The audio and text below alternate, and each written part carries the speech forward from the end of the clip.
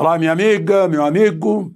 Chegou a Magnitsky e começou com Moraes, vai ser o principal assunto de hoje na nossa conversa, nesta quarta-feira, 30 de julho, dia de nascimento do piloto da Força Aérea Brasileira, lá nos céus da Itália, Danilo Moura. Nasceu em 1916 na minha Cachoeira do Sul. É o nosso grande herói dos ares, junto com o irmão dele, Nero Moura. Danilo Moura tem um episódio, uma aventura que deu uma ópera, a ópera do Danilo.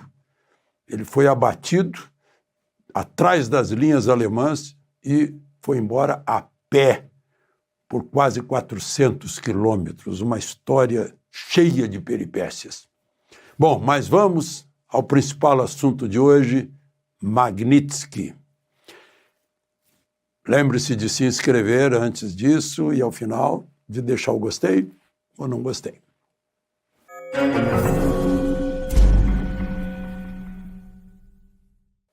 Chegou a Magnitsky e deve continuar. Começou com o ministro Alexandre de Moraes. Por que eu digo isso? Porque não fui eu que disse. Foi quem anunciou. O secretário do Tesouro, que equivale a ministro da Economia ou ministro da Fazenda dos Estados Unidos. O secretário do Tesouro disse que o Departamento do Tesouro, ou seja, o ministério dele, continuará a responsabilizar aqueles que ameaçam os interesses dos Estados Unidos e a liberdade dos nossos cidadãos. Scott Bessent. Depois, o outro secretário de Estado, o secretário de Estado, Marco Rubio, disse o seguinte: togas não podem proteger quem atropela direitos. Então a gente já imagina que os próximos seriam togados. Bom, foi aplicada hoje, então, a Lei Magnitsky em Alexandre de Moraes, bens bloqueados, inclusive de qualquer empresa ligada a ele, né? Família, assim como não tenho visto, quaisquer bens nos Estados Unidos, qualquer movimento de finanças, patrimônio, ligações, pode ser cartão de crédito, conta corrente bancária, bancos que têm filiais nos Estados Unidos, empresas aéreas que têm filiais nos Estados Unidos, redes sociais que têm base nos Estados Unidos, tudo isso ele está fora. É uma punição, é uma lei, já vou explicar a lei a quem diz respeito a direitos humanos. Mas vamos ao que disse mais o secretário do Tesouro, que Moraes é responsável pela campanha opressiva de censura, detenções arbitrárias que violam direitos humanos e processos politizados contra o ex-presidente Jair Bolsonaro. A ação de hoje segue a de suspensão de vistos pela cumplicidade nas ações de Moraes. Moraes deteve arbitrariamente um jornalista por mais de um ano em retaliação ao exercício da liberdade de expressão. Aí ele vai relatando as prisões, os bloqueios, as contas bloqueadas, os bloqueios nas redes, os bloqueios de passaporte, os banimentos, a Polícia Federal nas casas das pessoas por ordem de Moraes, né? Ele diz, por isso ele se envolve em graves abusos de direitos humanos. Bom,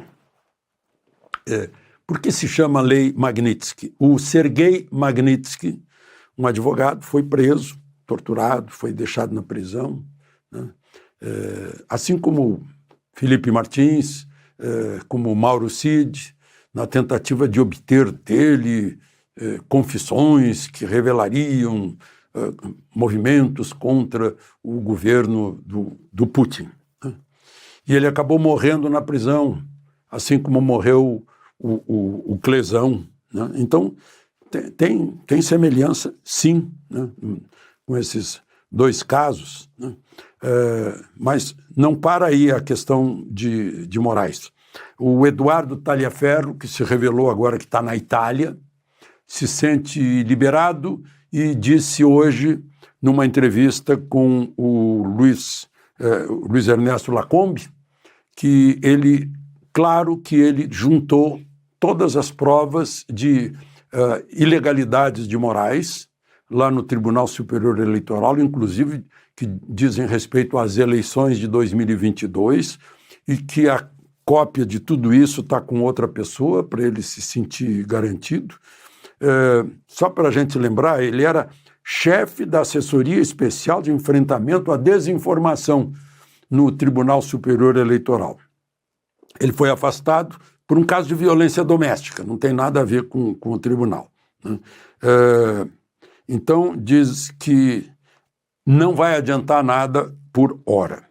Bom, e outra questão, um grupo de 16 deputados europeus está entrando no Parlamento Europeu pedindo que a União Europeia também adote sanções contra Moraes, né, por flagrantes violações de direitos humanos e princípios democráticos.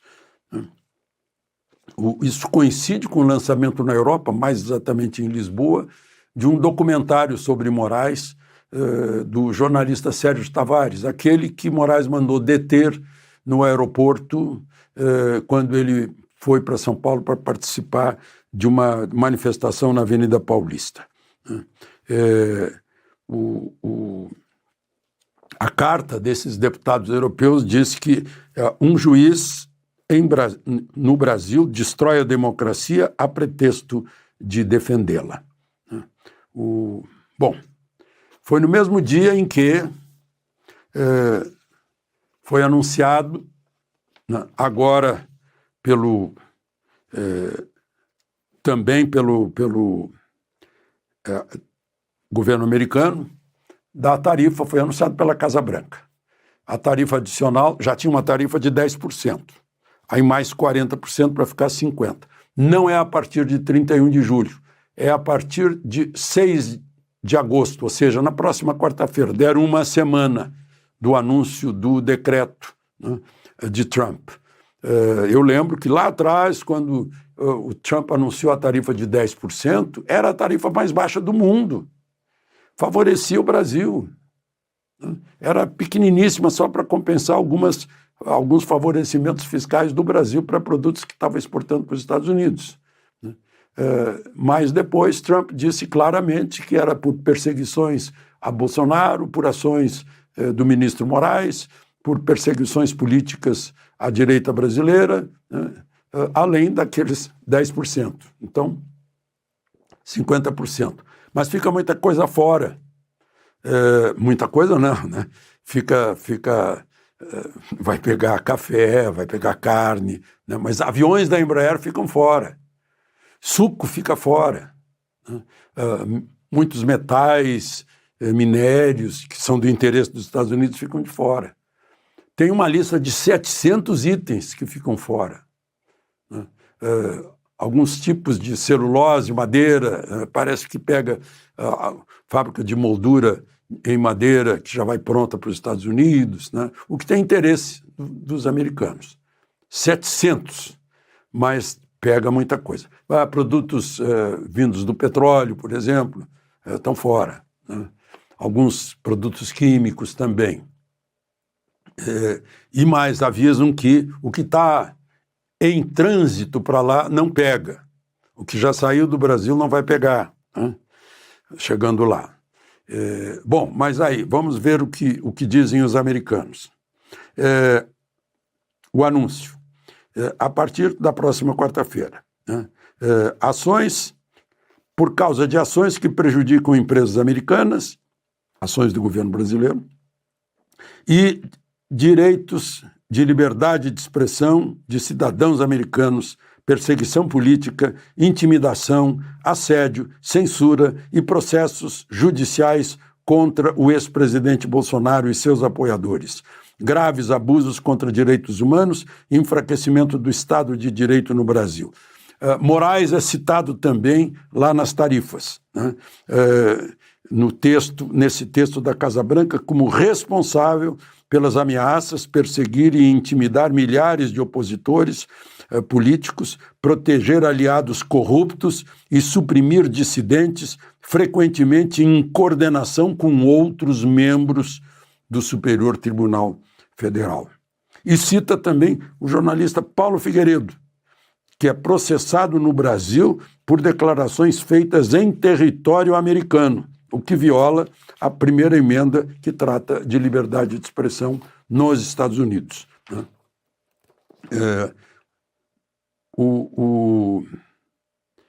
Bom, aí vamos a uma outra questão que está no fulcro disso.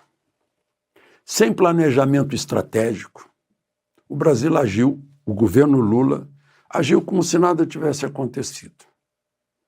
Não fez nada. Dá a impressão que isso fortalece a tese de que Lula quer uma desculpa para o fracasso de seu governo e para se jogar nos braços da China. Um dos indícios. O nosso chanceler, ministro de Relações Exteriores, Mauro Vieira, estava nesses dias, segunda e terça-feira, agora, nessa semana, em Nova York, na ONU. Foi a Washington defender o Brasil? Não, estava defendendo o Hamas na ONU. Essa foi a troca, né? Uma troca semelhante à que Lula fez, outra significativa, nos 80 anos da vitória dos aliados, onde os quais está o Brasil. Em vez de festejar no Monumento aos Mortos, lá no aterro do Flamengo, ele foi festejar em Moscou. Um dia depois, poderia ter feito os dois, mas não fez nem o brasileiro, foi lá festejar com Putin a vitória da União Soviética. Bom, e tem outra coisa, né?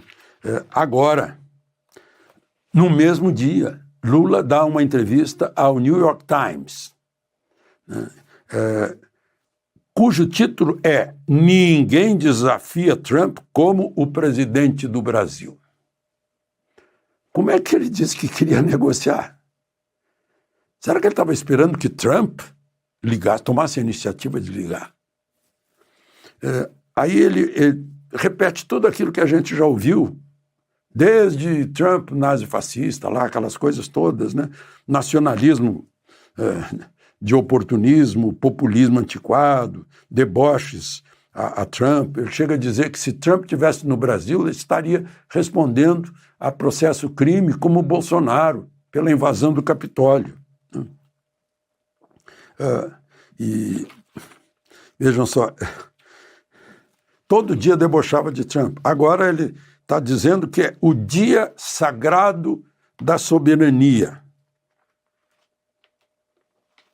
Aí eu pergunto o seguinte, é o final do meu artigo em jornais, publicado hoje, nesta quarta-feira. O final, eu digo, é uma vergonha para nós que um presidente de outro país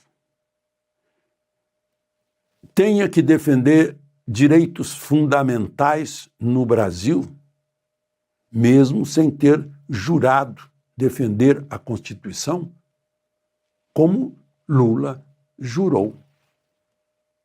De Brasília, Alexandre Garcia.